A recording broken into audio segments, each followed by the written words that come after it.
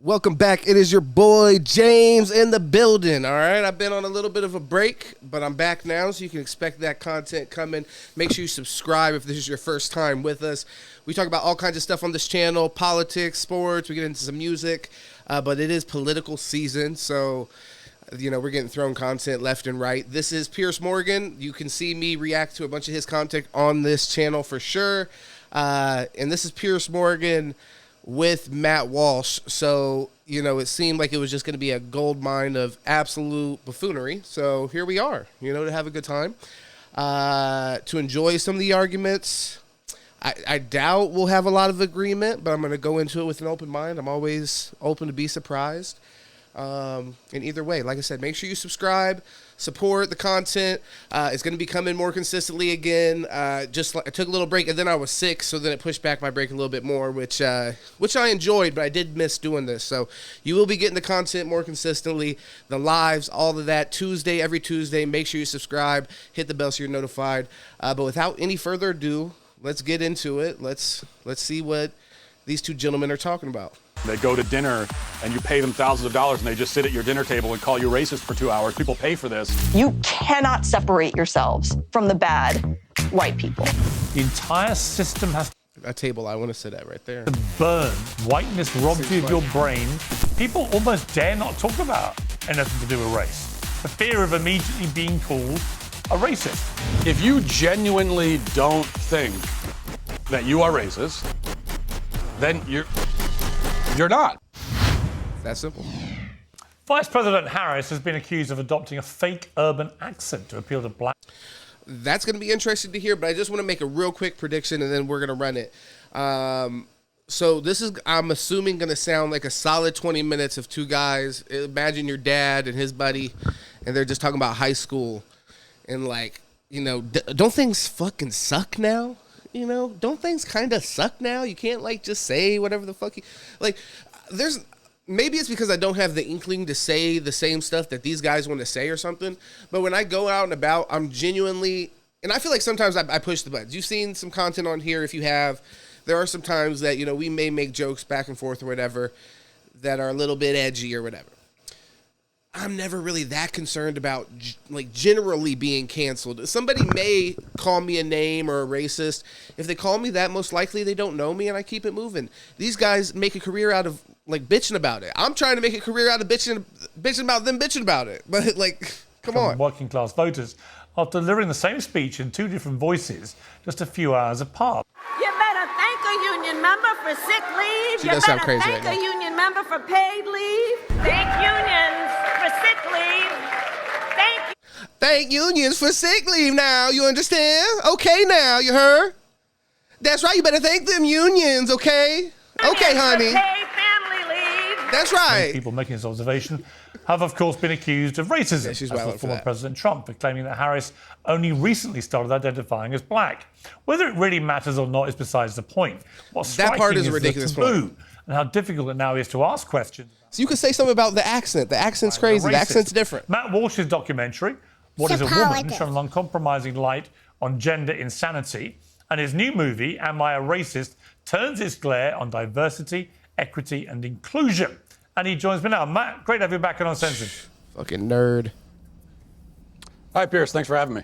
Just want to start before we get into the movie, which is great. Real quick, because we're about to get into it, so I don't want to stop it for stupid shit, but there are some things I need to point out. On TV interviews, when are we going to fix the fucking delay? Why can we have Zoom calls with 100 people, 100,000 people, 100 white dudes for fucking Kamala can all get on a Zoom call and talk to each other with no delay? Yet on television, we have to sit here and see these awkward-ass conversations where it's, hello, how's it going over there, Matt? Is everything good? Everything's good, Piers. Yeah. Oh, okay. Well, I wanted to talk to you about your movie here. I'm really excited to see about it. And, fuck you. All right? That's it. Let's just move on. By the way, as was the last one. Kamala Harris and her accent. Yeah. Go ahead. Is it racist to even ask racist. why she's talking in a different accent? No, she's being racist by doing the accent. No, I mean, of course not. And look, many Democrat politicians in particular have done this, where they take on a different tone, a different accent, depending on the audience. It's just that with Kamala Harris, we get this really, especially the most recent thing, where it's the exact same lines she's giving a couple of hours apart, and it's just, of course, it's very noticeable. Everybody notices it, and it's insulting to the intelligence of the people that she's trying to pander to. And on top of it, as many have pointed out, the accent she puts on, it sounds like Foghorn Leghorn or something. It's not, it doesn't even sound like what she's trying to make it sound like. So, because she grew up in Montreal, Canada, and so she should just embrace that fact about herself and be authentic. Hey. That's all we're really asking for. Is But just in a way, it's a prime... Be authentic is what we want. Right. I mean, in a way, it's a prime example of the kind of thing you talk about in the movie, which is that this sort of weaponizing of calling people racist whenever they raise any issue or question about anything related to race is a real problem in modern society. It's fueled by social media, by cancel culture, by all of these terribly insidious things which are going on. And what it creates is an atmosphere where people almost dare not talk about anything to do with race, for fear of immediately being called a racist. Exactly. And that's because nuts. you have, and this is what we try to expose in the film, you have these grifters, these so-called anti-racist types, DEI types, and this is their goal. This is what they do. They try to make these conversations completely, UDTF? Yeah. Same. Oh, my shirt. You two can do. Dad bods deserve better teas. Fraught. They want you to be focused on it all the time. They come to you and they say, oh, you think you're not racist because you think racism is a simple thing. If you don't hate people of other races, you think you're not racist. But actually, you are racist, and the fact that you think you aren't racist is just more evidence that you are even more racist than you thought. And they keep people in... Mind you, we're talking to a motherfucker that just says racist shit. You know what I mean? Like this guy. He's just not the messenger for this. If this was ever a problem, if this was ever a legitimate issue, which I can understand the bigger issue that he's talking about, and people, kind of using race to scare people away from like issues that legitimately could use discussing.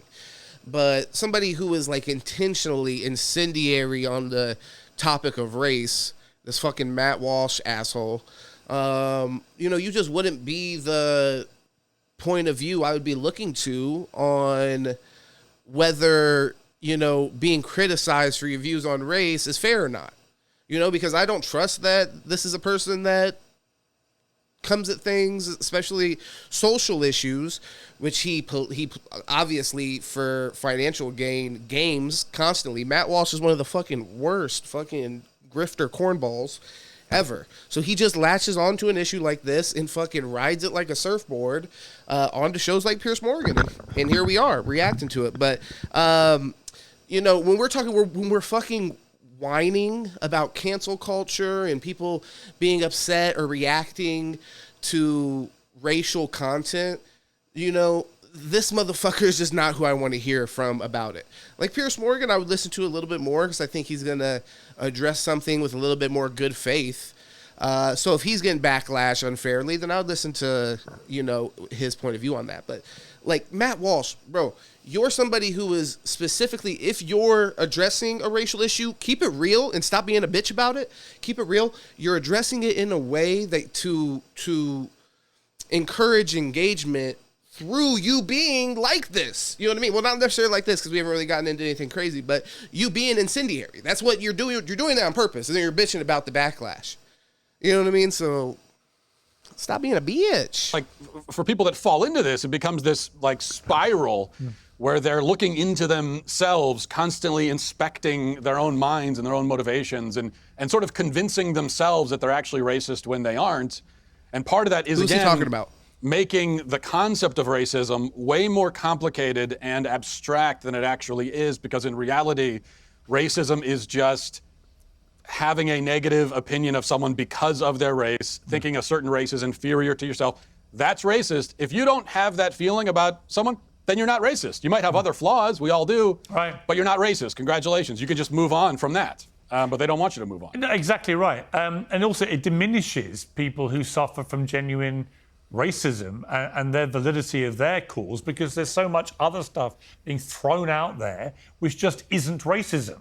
And so actual racism gets kind of lost in the wash. I want to just show viewers who've not obviously seen the movie yet, which is, I can't. By the way, that's a statement. Explain when that happens. Like, you know what I mean? When's the time that we overlook severe racism because we're paying too much attention to small racism?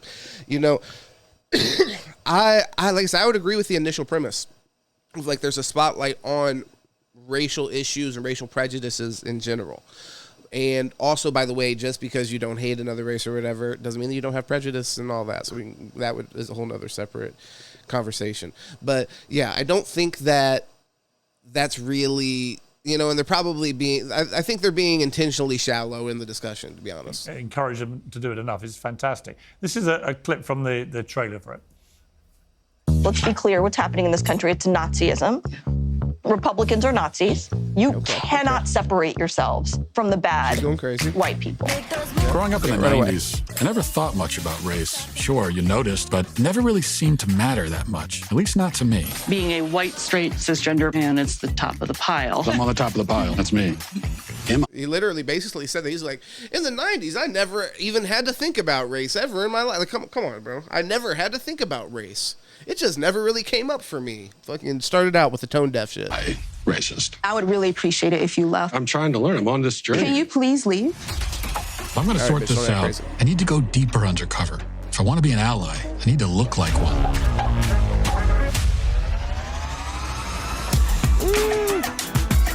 What is racism? Martin Luther King said not to judge people by the... Martin Luther King said a lot of stuff. Is America inherently racist? What the hell is that? The word inherent is challenging there. America is racist to its bones. All of the... So inherently. Yeah. The entire system has to burn. And I'm not going to even use save this country. This country is not worth saving.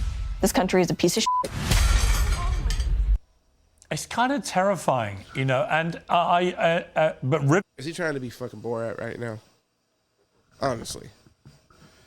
Because I'm not going to be okay with that. If Matt Walsh is trying to if Ben Shapiro's bitch ass, if they're trying to be sneaky, and I'm not going to go into that thought anymore, but, and try to fucking make Matt Walsh the next Borat? He's going to be sneaking around here, fucking filming secret conversations of feminists, talking about overthrowing the government? By the way, also, do we trust Matt Walsh to have gotten together the most reasonable fucking 7 women, you know, for a nice night of fun? Honestly. So this is one. Now, I mean, I'm not making a full sale claim here, because when you watch the movie, which no one probably will, if you watch it, then maybe these people will be selected for a reason. You know, like sometimes Borat would get in the fucking room with Ron Paul and shit. Maybe it's one of those situations. Maybe you got a bunch of ladies that, you know, hold, you know, positions of some kind of influence or something. But if he didn't, and there's just these 10 women that he was able to find, could you find 10 women to back up any kind of point of view that you were trying to sell? I'm just asking whoever's viewing this out there, ask yourself that question. Could you go out into society with intention to find 10 crazy bitches? And I don't know if these ladies are all crazy bitches. I'm just saying, like, if that's what you're trying to do, if you're trying to go find a bunch of crazy women who might sit down and start talking about, you know, Republicans are, you know, this affiliated with you know who and all that kind of stuff. You know, they're trying to get my fucking shit taken down, by the way. I had to take a little bit of a break just for full transparency, because fucking YouTube was like not promoting my fucking videos for a minute. So right away, we're talking about the fucking World War II enemies. Like, fucking chill out with that. But my point being, look, if you can get a group of 10 people together, put them in a room, give them some fucking wine, let them chill, you know, get them a little loose, and then somebody, we didn't even see all of them, that's the point, some of them, a portion of them, will say some crazy shit over that evening, most definitely, and maybe will be movie worthy, but it's like, that's not really evidence, you know? Not convincing evidence. You go undercover kind of Borat style. It's great. It's a great idea, the way you do this. But as I was watching, look at him smile. That was he fucking smiled. That is the point. They're trying to make him Borat. No. Hell no. Which one? No. No. It can't happen. Sit and Politic. Fuck no. We gotta stop it now. Subscribe. Share the shit. Stop Matt Walsh being the next Sacha Baron Cohen fucking Borat. Because that, oh my God, it would be one of the major signs. I would be on their side. America is declining. Culture is dying. Fucking the person that replaces the man who brought us fucking Ali G cannot be Matt Walsh going undercover. He just pulled his hair back. I mean, his hair might already be long enough anyways. What's the fucking joke? You comb your shit back, this person put it in a ponytail. You can still put your shit in a ponytail, bitch. Stop fucking acting like you can't. You still are rocking every way. What was the joke? But either way. It reminded me of something that was said by Morgan Freeman many, many years ago. I think it was a 60 Minutes interview. Let's take a little clip of what he said then. I don't want a Black History Month. Black history is American history. Take it back. How are we going to get rid of racism? Stop talking about it. This interviewer should have said, well, how the fuck do we get rid of Black History Month? Doesn't that just seem like that's going to be kind of fucking difficult? People make statements like this, and I get the statement you're trying to make, but this other guy should have had some critical thought there. Okay, I like your fucking races doesn't exist and everything is fucking together and it's all American history, so on and so forth. But, okay, you want to get rid of fucking Black History Month. Don't you think that's going to be a hard fucking sell for some people? Honestly. I'm going to stop calling you a white man. White. Yeah. And I'm going to ask you to stop calling me a black man. I won't do it. I know you as Mike Wallace. You know me as Morgan Freeman. I love the simplicity he would call of that you Morgan Freeman. anyways. You know what I'm saying? He wasn't saying there isn't racism, but he's saying the way to stop this incessant stuff that you've exposed in doesn't your exist movie anymore. Nobody can be mad at it. Is to just stop making it such a big issue all the time. Right, exactly. And you know, I also, we thought about that moment for Morgan Freeman when we were making the film. I don't know if you were to ask Morgan Freeman today, would he say the same thing? I hope so. I'm not sure. And it really is that simple. Now, there are people who could go too far on the other end and say, actually race it doesn't even exist. It doesn't matter at all. It's completely irrelevant. I mean, it's a real thing. It matters. It's part of who you are. Just like I'm a man, that matters. It's part of who I am. But with race, it doesn't need to be the central focus of every interaction that you have with someone. You can notice, oh, that person's of a different race. Fine, and then you just move on with your life. And the thing is, when you talk, and we do this in the film, we go and talk to just normal people, both black and white, kind of living their lives a little bit outside of this DEI kind of world. And this is what you find, that it's not a major focus for them. And when you start... Exactly. If you came to my door, you white motherfucker, and this is based off, this has nothing to do with racism, I tell you, get the fuck away from my door. I'm not answering your stupid ass questions for your dumb ass movie.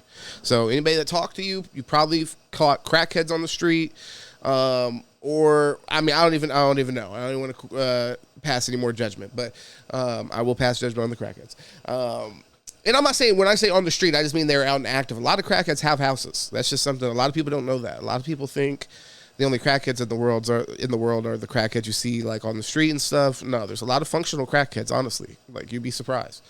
Like, honestly, most crackheads I know are actually somehow functioning relatively well in society. At least have a place to stay. I'll say that. Asking things like, well, is America systemically racist? For these kind of normal people, the question almost doesn't make any sense to them. And that's, I think that's the mode that most people would be in if these grifter types would allow it, but they won't, because that means less influence and power and money for the grifters. Well, it's really interesting. It reminds me a little bit of the mental health debate, actually. Maybe that's the subject of your next movie. I don't know, but if not, it could be.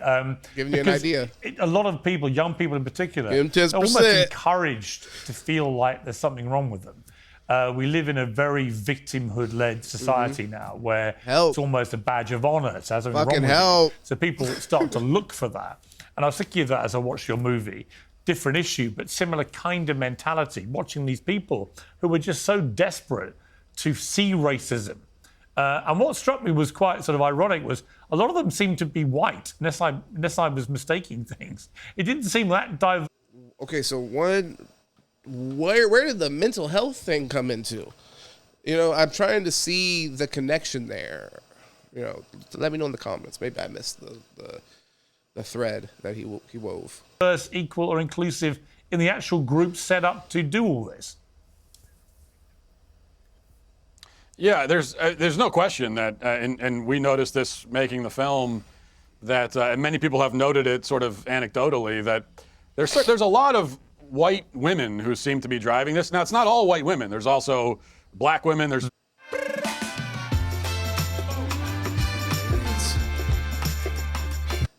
and men too, but it does seem like white liberal women are overrepresented in this thing, and a lot of this stuff is targeting white liberal women in particular. Race to Dinner, you saw in the trailer, where you've got these two, Syra Rao and Regina Jackson. They go to dinner, and you pay them thousands of dollars, and they just sit at your dinner table and call you racist for 2 hours. People pay for this, and that is specifically for white women. White women are the only people invited to take part in that. And so a lot of it is really like targeting that demographic. That I need to see in a really interesting and kind of disturbing way. And some of the I need to check. Like I need to see the business model. I need to see, like, how do these women execute on that business model? You get people to pay you to come to dinner, to just admonish them, degrade them. I'm just letting you know, let this be an ad for myself. This will be the first official ad for that business. You can pay me for that.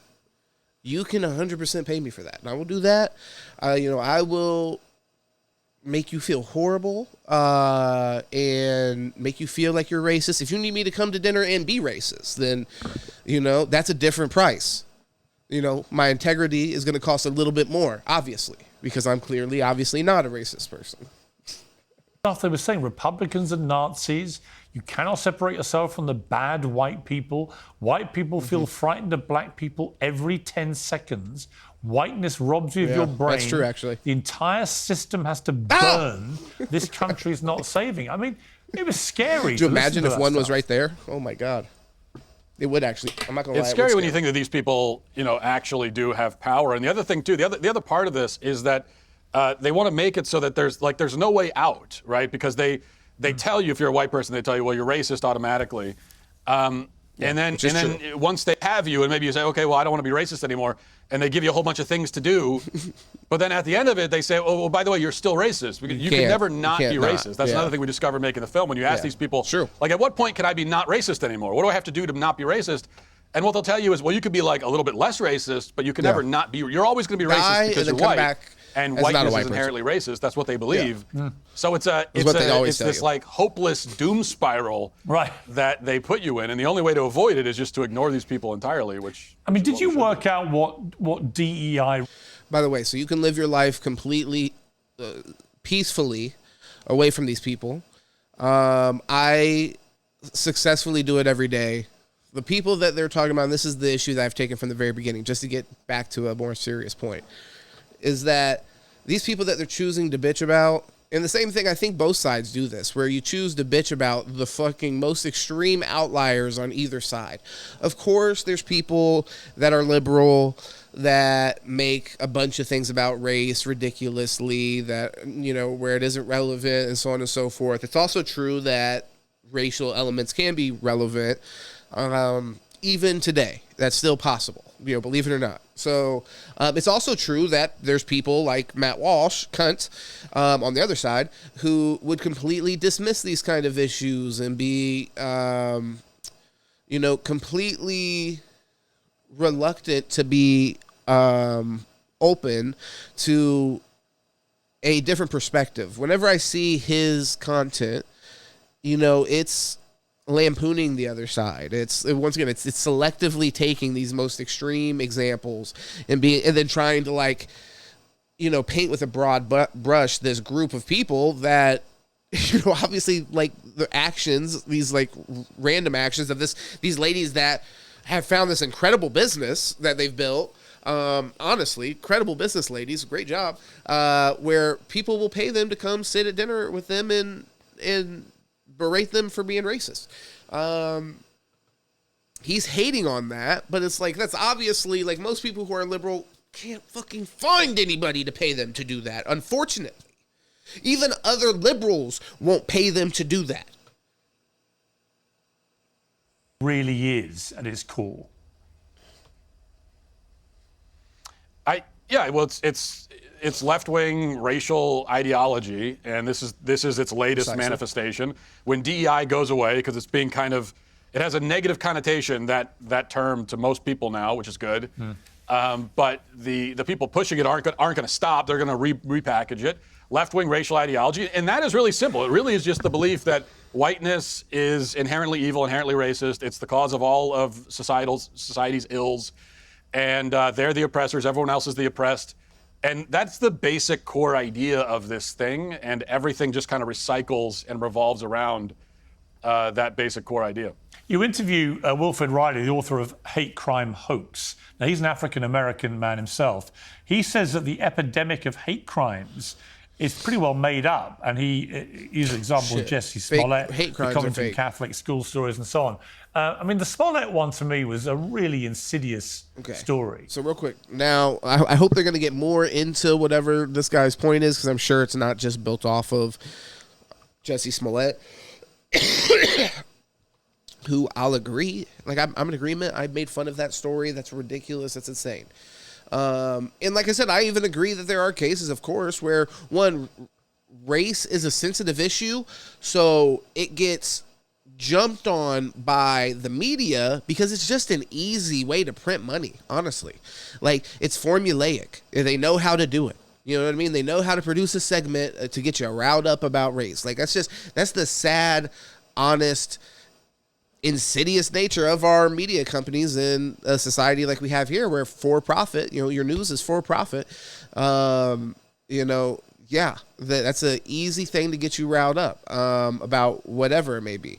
So I don't know. Let's get back. Well, you have a very famous Black American television star inventing a effective lynching or attempted lynching by two people. And it's because that's happened. That was the draw I want to make. Because that happened does not mean that hate crimes don't exist. Because some are fake doesn't mean they don't exist. Exactly, and it as many people point out that, if racism is really as prevalent as these people say, then you shouldn't have to go and invent a hate crime. If you're let's say a non-white person and for some reason you want to be the victim of a hate crime, you would think that it'd be very easy to just walk outside and someone will commit a hate crime against you. That's the way they portray it, but turns out that's the issue with these you have conversations. to kind of this set isn't it up a real for yourself. conversation. And really, guys are just this is why, in jerking my each other opinion, the whole category of hate crimes legally shouldn't exist. Fucking Piers is just playing some Soggy Biscuit here with Matt Walsh. Him and Matt Walsh playing a little bit of Soggy Biscuit, like back in his school days, and this conversation is completely meaningless. Honestly, they're just back and forth. Fucking, isn't this group so bad? Isn't this just fucking unbelievable? Volley. Yeah, no, it's fucking unbelievable, man. This shit is just crazy today. I don't know. What are we even going to do? You don't even gotta listen to these. Yeah, isn't it fucking crazy? I mean, people whining about fucking race, and they think hate crimes still fucking exist nowadays. One time, there was an actor that faked it. You know that? One time, there was an actor that faked the hate crime. So I don't know why we're even fucking still talking about it. Yeah, man, I don't even know, man. Like, fucking, I went outside today, and I didn't experience any hate crimes. I didn't even see one today. Even when you try your utmost to display to people that obviously you're not remotely racist, you don't judge people who wouldn't believe that these guys aren't skin racist? color, ethnicity, or anything else, that you're still basically guilty. And there's no real way of proving you're not. According to the rules of unconscious bias, because it's unconscious, you're biased. Got him. Checkmate. Exactly, and that's what makes unconscious bias. I think you're right. It makes it so insidious that there's no, it's unfalsifiable because it's Piers unconscious. Is like, nah, I get to chill for a little bit. If you say, well, I'm not biased, they say, well, exactly, it's unconscious. Let's talk about how right and I was. then that puts these people in the position where they can say, no reason to interrupt. You don't even know what's happening in your own mind. You're not an authority on your own mind. He's agreeing. I'm the authority, and I will tell you what is happening in your mind. And once you give them that power to literally read your mind, then it's like they have everything. It's completely insane. Yeah, when they can read your mind, how have we got brother. to this place? How's it gotten this bad? Everyone has a ritual. That small thing that keeps us focused. A habit we never skip. The 2024 Kia Sportage was built for adventure. Sportage offers unmistakable. I mean, I think we kind of go into that in the film and explore that in the film. I think it goes back the interview to these grifters. Now, it's not entirely He doesn't have anything to say. I think you've got people who have discovered a lot of influence and power in keeping the kind of racial strife and division. This guy. This fucking guy. And money. Suspicion. He's talking about himself right now. And money. There's a lot of money. There's a lot of money to be made. He's in like, that. trust me, I'm making a shit ton of money. So they're not going to allow. So they want to keep it there. They're not going to allow people to revert to this state of just. He's like, they already paid for a treating sequel. race in a sort of I already got casual greenlit way where it isn't very loaded to them. They don't want to. They don't want to allow that because that means less money, less power for them. The fact he can act as if his movie is somehow meant to bring people closer together around this issue and isn't specifically made, just like the What Is a Woman or whatever the fuck other stupid ass movie he made. You know, now just you could make an argument. I honestly believe this is why it's such dishonest bullshit. You can make an argument that it should have been made and that there was some benefit through you making that content. You know, whatever, that's fine. But you can't make an argument while basically undermining why you're making the content, you know, saying like, you know, oh, we shouldn't be stoking these kind of like tensions and so on and so forth. It's like you're saying that, but then you're here right now promoting the film right now. Yeah, good one. I also think this whole thing of microaggressions that you talk about in the film is really interesting because so many people are aware that they've got to be more careful perhaps in the way they talk and so on and so on. And they try really hard. I'm talking about older generation people perhaps who never had to give this much thought. And they're really keen to try and say the right thing. And these microaggressions, you know, where are you from? Where were you born? Do you speak good English? This was the University of Minnesota. These are all deemed microaggressions. You're Asian, how come you're not good at maths? University of Edinburgh. I don't see colour. National Education Association, because apparently denies a person's of colour's racial, ethnic experiences. I mean, it's all just garbage. Unless it's intended in a derogatory way or a sneering manner, none of those things are aggressive. They're just questions people would ask. I mean, the whole royal family row, for example. Are you good at English? About, I don't know about the that potential skin colour of Prince Harry's son, Archie, was apparently based around one of the members of the royal family saying, given Meghan Markle's parents, one's white, one's black, what skin colour could the baby be? That's not a microaggression. It's not an aggression of any kind. Unless the question... That's fine, but then let's just call it a stupid fucking question. One's white, one's black, so which one is, like... That's just a stupid fucking question. And look, I think, yeah, let's get past, like, having to give a title to everything. That I can agree with, Piers. I can agree with that, buddy. We don't have to call it a microaggression. We could just say, stupid motherfuckers asking stupid shit. Like, what? Like, first off, they're right to take that as, that's just disrespectful shit to say. You sound ignorant right now.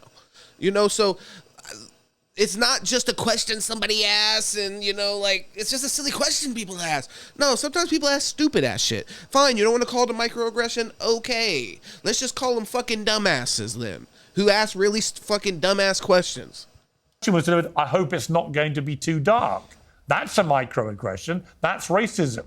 But to simply say, by the way, given the parents are different colours, what colour might the baby... He's trying to defend this. Stop defending it. Every and then Matt Walsh won't... He's obviously not going to be like, you sound kind of crazy right now. Yeah, right. I mean, a lot of this stuff, asking someone where they're from, as you pointed out, is just... No, exactly. Yeah, no, exactly. I mean, why wouldn't you ask that? It's fucking stupid. That's just showing an interest in someone that's being polite. Oh, but part of this is that it's a damned if you do, damned if you don't. It's being polite. They set it up so it's a lose-lose. Because with many of these so-called microaggressions... You didn't have to ask. Nobody set it up. Well, if you do the thing, you're racist, you're microaggressive. But if you don't do it, you could also be racist. Because, you know, if... No, you didn't have to ask. Like, at least he's responding to something specific. They're so fucking stupid. In that situation, that's just a question that one doesn't have to ask. Have you ever met a fucking mixed couple? You know what I mean? And also, why would you even have to look at her mom and dad? You can just look at the fact that they're already a mixed couple to begin with. The thing is, it's such fucking stupid ass logic. I got to stop trying to follow it because I'm gonna sound crazy fucking trying to follow it. If you don't recognize that someone's from a different culture and you don't acknowledge it at all, well, now you've otherized them, you've excluded them. Okay. You've made Just them feel. stop by like some they of your don't exist fucking or something. You colonies. haven't You'll see some affirmed their people existence. You haven't of taken an different interest in their colors, culture. brother. That could also be. I'm talking not about him, racist. but Really, the fucking it just royal depends on family. that person. It's like, how do they perceive it? Do they want you to ask, or do they not want you to ask? And you're supposed to know that going in. Don't ask. And if you if you do the wrong thing, then it's automatically racist. Apparently, one of the criticisms you've had is this whole concept of unconscious bias and so on. Silly bitches actually, here. A lot of people who are genuinely racist don't think they're racist. I mean, that is a real phenomenon, right? I know people who say racist stuff who would deny till their cows come home that they're actual racists, but I hear them. They are. They really are, I guess. It's my mom. Unconsciously racist. How would you describe it? But I don't know. I think that if you genuinely don't think. Real quick, stop. So we're 18 minutes in 30 seconds into this conversation. This is the lightest kind of disagreement that we're having. Pierce is finally saying hey, I saw you say that if somebody doesn't think that they're racist, they are automatically not racist. And I've seen people that are racist as fuck and they'd be like, I'm not racist. He's throwing that back to Matt Walsh and he's about to say, by the way, no, if you think you're not racist, then you're not racist. It's that simple. Move on. Okay, dude.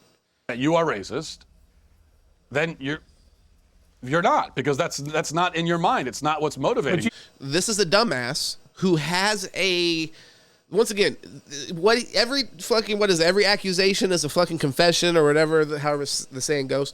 Earlier we were saying people build their careers around stoking racial tensions and so on and so forth. So now he gets confronted with this, I don't know, stupid ass philosophy that he's come up with, where if you don't think you're racist, you can't be racist. And he just thought that was the smartest thing to ever fucking say in the world. It's the new, what is a woman, which was also a dumbass thing that he came up with and just fucking jerked himself off for 8 months straight about. So yeah, in this case, it's like, obviously that's not the case. Obviously people that are racist can, dishonestly say they're not racist. And I mean, I can also attest anecdotally to meeting people, and they would say, maybe it's built out of shame or something. Who knows why they're fucking lying? But yeah, that will tell you straight to your face, I'm not racist, but be the most racist motherfuckers ever. So it's like, and Piers, but I'm happy to see this slight confrontation. But also, I want to know, we have less than 5 minutes. So this little disagreement happens, and then I guess they're like, all right, well, that's all the time that we have tonight. Now, there could be people. See, on that I think point, maybe what you're talking. I would slightly pick you up on that. Slightly, unfortunately, we have to disagree. Who may not think they're racist, but they definitely say stuff that is racist. They're judging people negatively from their skin color. Well, I think you could have someone who is racist and denies it. That certainly can happen. I mean, there are racist people in the world of all colors, of all races, by the way. Anyone can be racist. God. Yeah, and certainly some of them will deny that they are. Like, that is a thing that happens, sure. But the point is that there's only one authority. There's only one person in the universe who's an authority on what's in your mind. There's only one person who can. The thing is, this isn't true. So I'll let him finish, and then we'll, I guess, be finishing up. But what he's kind of getting at is basically like only one person can tell if you're racist. But that's not true, because we have standards of society where it's like, you may not feel like something is racist. Like maybe, your grandparent doesn't feel like really just saying the N-word or something like that makes them a racist, on its own, because, when they were growing up or something that was acceptable or some fucking crazy shit like that. That's a fucking perfect example. So look, but by society standards, we have left that fucking behavior behind. That is not, it's not even okay to fucking say as some ha-ha tee-hee shit.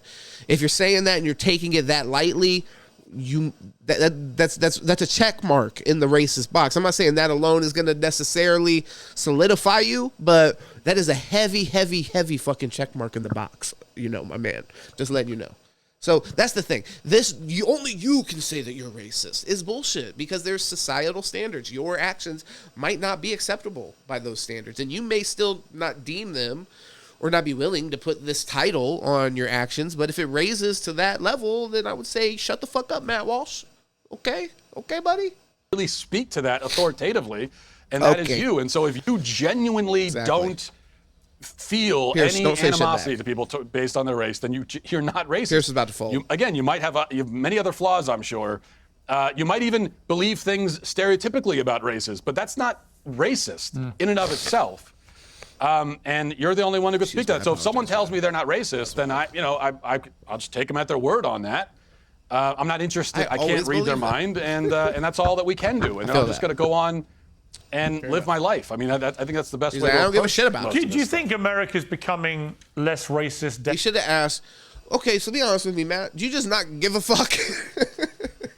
So, Matt, here, just shoot straight with me, brother, real quick. On the topic of race, do you just not give a fuck at all? Just be honest with me on that.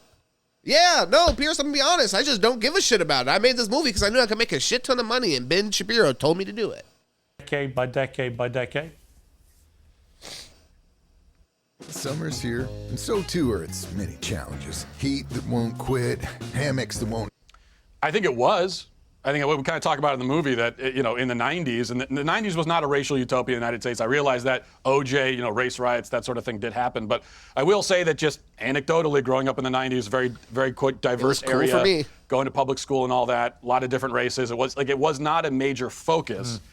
And I think that we're I do think we're going backwards in a lot of ways, that it's now there's a resentment, there's a suspicion guys there most focused on it. To a much greater degree. 15, 20 years ago, and again, this is all engineered. I think this is all quite intentional. George Soros. The George Floyd murder features in the film, obviously. The reaction to that was extraordinary, unprecedented. Could you see good and bad in that reaction? Hard to see any good in it. I saw a lot of bad. I mean, I saw whole communities being burned down. I saw innocent people being victimized en masse across the country. I saw just people losing it was hysteria. I mean, what we saw was mass hysteria, and the response to that incident was not even close to reasonable. There's not any kind of reasonable conversation about it from the very beginning, and I don't think anything good came of it. And I disagree with this point as well, although I don't as strongly disagree with it. I think there is probably more good that came of it, although I recognize a decent amount of bad that came of that. As far as just social awareness and things, I think is much higher, and the sort of social awareness between police officers and citizens is more present. I think a two-way, and I mean that from a two-way street. I think police officers, their awareness as far as how it, as it pertains to citizens, is much, much heightened, in mostly a healthy way. Although I also see the negatives and kind of the distrust and divide between those two parts of our community. The law enforcement part, and then also the citizens. But I definitely think, I don't know that either of these two guys are going to get into any and be willing to say anything positive about BLM or that period of time, which, like I said, I do see there's a lot to point out that came from that time that was negative. So it's easy for these guys to sit and stew in that specifically, even if the question is from Piers is geared towards did anything good come of it. He's going to steer it to a negative direction. So and that in and of itself is not responsible alone for a lot of the racial insanity we see today, because a lot of it was already happening. I mean, BLM existed years prior to that, but it certainly didn't help. I think that's for sure. I want to end by playing the iconic clip from the Martin Luther King speech. Let's listen to this. That's cool too. I have a dream. My four little children. They're like, fuck it, we're going to act like racism doesn't exist and fucking systemic racism doesn't exist anymore. All these people fucking make this shit up. And then we'll play fucking MLK I Have a Dream speech and everything will be okay. Will one day live in a nation where they will not be judged by the color of their skin, but by the content of their character. I have a dream today. Cook. Fucking cook these crackers. Let's go. How do we get from that Yeah. incredible speech? No, I was hyped up just now. Let's go. You having to make this Excuse movie? me. Well, it's funny because I mentioned that to one of these race hustlers in the film. Race hustlers. I just said, well, this is what Martin Luther King said. Aren't we supposed to? And she said, well, Martin Luther King said a lot of stuff, and then proceeded to to tell me what the reality is in her mind. But I think it goes back again to trying to create a situation where people are actually, judged by their merits and all that sort of stuff. That's not the world that these people want to live in, because that takes a lot of this stuff out of the equation that they can use and exploit for their own power and benefit and gain. And they're just not interested in that. They don't want that. So I think that, look, I've been saying this for a while. They've been tearing down the statues in this country of, founding fathers and all the white historical figures who existed prior to about 50 years ago. I think they'll get around to Martin Luther King Jr. I truly believe it. Yeah. We're going to see the first MLK statue come down in the next few years. I wouldn't be surprised if that happens. No doubt. Because even he, by their standards, even he is not woke enough. We saw it actually with what a the ridiculous statues of fucking Parliament thing Square. to say. Gandhi, along with Churchill, had to be boarded up. What an outrageous fucking statement to make. They were all getting boarded up because people just wanted to tear them down. It's a great film. It's out on 13th of September, I believe. What an absolutely fucking unhinged thing to say and not be checked on absolutely at all.